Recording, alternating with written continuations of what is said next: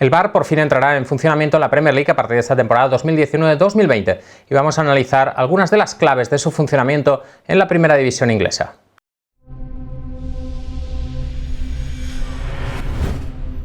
Con algo de retraso respecto a las principales ligas europeas, el VAR por fin entra en vigor en esta temporada 2019-2020 en la Premier League y vamos a utilizar el vídeo de hoy para explicar algunas de las claves de su funcionamiento en la Premier League, algunas de las particularidades del VAR, de la forma en que se utilizará en la Premier League. Ya sabéis que el VAR se utiliza ya desde la temporada pasada en las grandes ligas europeas, en Francia, en Alemania, en Italia, en España. También se utiliza en la Champions desde la temporada 2017-2018, se utilizó en el Mundial de Rusia de 2018 y también se ha utilizado en el Mundial Femenino de este verano.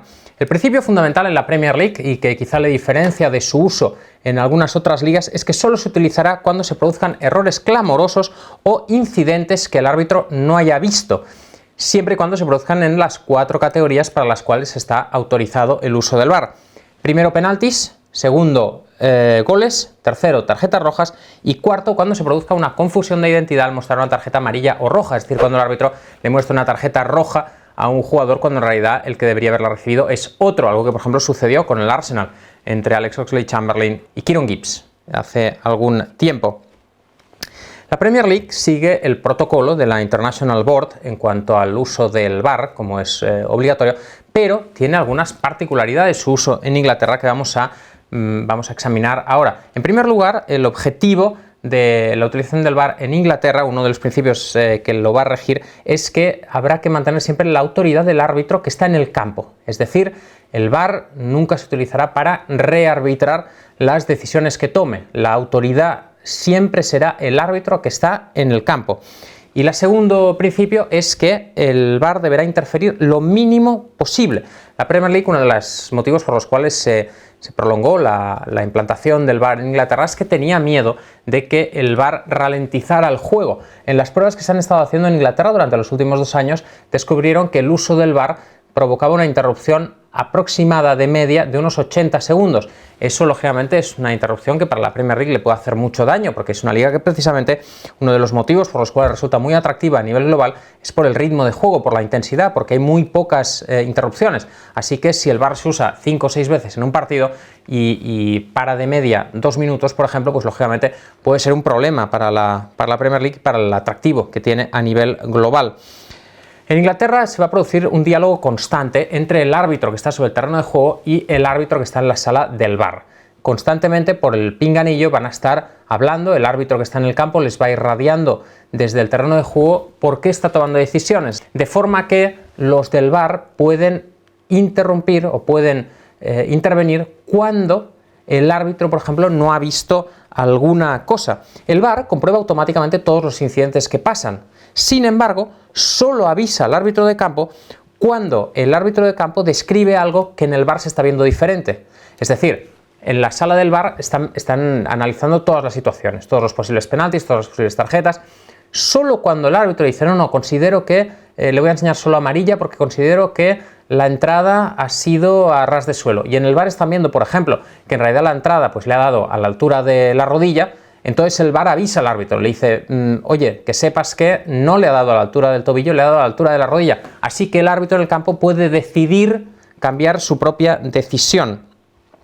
Por otro lado, el uso del monitor del campo, como comentábamos antes, en línea con lo que decíamos antes, solo se recomienda en casos en que el árbitro no haya visto la jugada. Es decir, como ir a ver el monitor sobre el terreno de juego provoca una ralentización del juego y provoca que se interrumpa varios minutos, en la Premier League solo se usará cuando el árbitro, se aconseja que solo se use cuando el árbitro no haya visto la acción. Es decir, cuando el árbitro está haciendo la jugada y en la otra parte del campo, por ejemplo, un jugador agrede a otro.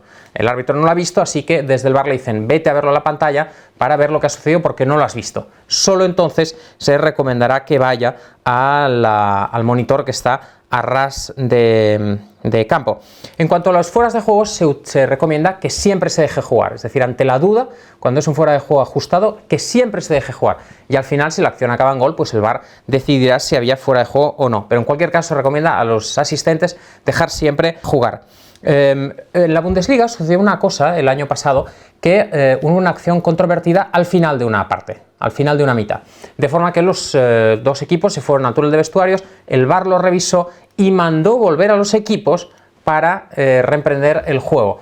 En la Premier League lo que se va a hacer para evitar esta situación es que cuando se produzca una acción controvertida al final de una mitad, el árbitro, en lugar de señalar el final con los 3 pitidos característicos, solo marcará una vez para indicar que se ha acabado la primera parte o la segunda parte, pero hay una acción en revisión. Es decir, que se ha acabado, pero hay una acción en revisión, con lo cual es posible que haya que tomar una acción más. Una de las cosas que preocupaba mucho a la Premier League es la transparencia en el campo, es decir, que los espectadores en el campo entendieran lo que estaba pasando.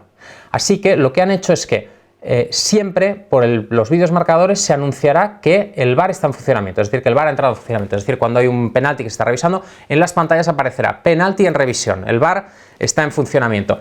Y una vez que el proceso del VAR haya acabado, en caso de que el VAR dictamine tomar una decisión contraria a la que había tomado el árbitro, se mostrará la repetición en el videomarcador. Es decir, si el árbitro no había dado un penalti, el VAR revisa y el VAR acaba dictaminando que sí era penalti, los espectadores en el campo podrán ver la repetición para ver por qué el VAR ha tomado una decisión contraria a la que inicialmente había tomado el árbitro. Esto funcionará en 18 de los 20 estadios de la Premier League, porque hay 2 que no tienen videomarcador, que son Anfield y Old Trafford, los estadios de Liverpool y Manchester United. Ahí, como no hay videomarcador y por tanto no se puede mostrar la repetición, lo que se hará es usar los marcadores para indicar lo que ha sucedido, y por megafonía se informará de lo que ha sucedido. Es decir, por megafonía se dirá, bueno, pues el VAR ha revisado la acción del árbitro y se ha tomado la decisión de que finalmente había penalti. Así que de este modo los espectadores siempre estarán informados de lo que sucede. Por otro lado, el VAR en Inglaterra estará en Stockley Park, un centro cerca del aeropuerto de Heathrow. Allí han ido, antes de que comience la liga, los 20 entrenadores, los entrenadores de los 20 clubes de la Premier League, más los 20 capitanes, más muchos periodistas, para que les hicieran una explicación detallada de cómo iba a funcionar el VAR y que pudieran explicarlo a compañeros, jugadores, aficionados, etcétera. Luego hay otros casos de uso del VAR que vamos a detallar ahora. También se usará, y lo vimos además en la primera jornada del partido entre West Ham y Manchester City, también se usará en caso de que el portero se mueva antes de un penalti, se adelante. Ya sabéis que el portero, según las nuevas normas de la International Board, debe tener al menos un pie sobre la línea. En caso de que se adelante, como sucedió en el caso del West Ham Manchester City, o de que los jugadores entren dentro del área, los jugadores del equipo del portero entre dentro del área cuando todavía no se ha producido el lanzamiento, el árbitro mandará a repetir. Eso sucedió en el West Ham Manchester City, los jugadores del West Ham entraron antes de que se hubiera lanzado el penalti y entonces se mandará repetir la pena máxima, como sucedió en el London Stadium. También se usará el VAR en caso de que se observe una simulación. Ya sabéis que las simulaciones son sancionadas con tarjeta amarilla en caso de que se produzca una mano voluntaria, en caso de falta grave o en caso de que se evite una ocasión manifiesta de gol. En esos casos, si el árbitro no lo ha visto, el VAR entrará para advertirle. Por otro lado, también se protegerá a los árbitros contra las protestas por el uso del VAR. Habrá amarilla en caso de que un jugador reclame agresivamente el VAR, es decir, en caso de que un jugador haga el gesto del VAR de cara al árbitro reclamándole el uso del VAR, deberá ser sancionado con tarjeta amarilla, o en caso de que interrumpa el proceso en cualquier forma, en caso de que mientras, por ejemplo, el árbitro está escuchando lo que le dicen en el VAR, un jugador vaya a interrumpirle, también deberá ser sancionado con tarjeta amarilla. Del mismo modo, si un miembro del cuerpo técnico entra en el área de revisión que tiene el árbitro con el monitor a ras de césped, será enviado directamente a la grada, y en caso de que lo haga un jugador se le mostrará la tarjeta amarilla, es decir, que nadie podrá entrar en esa área de revisión del árbitro para importunarle.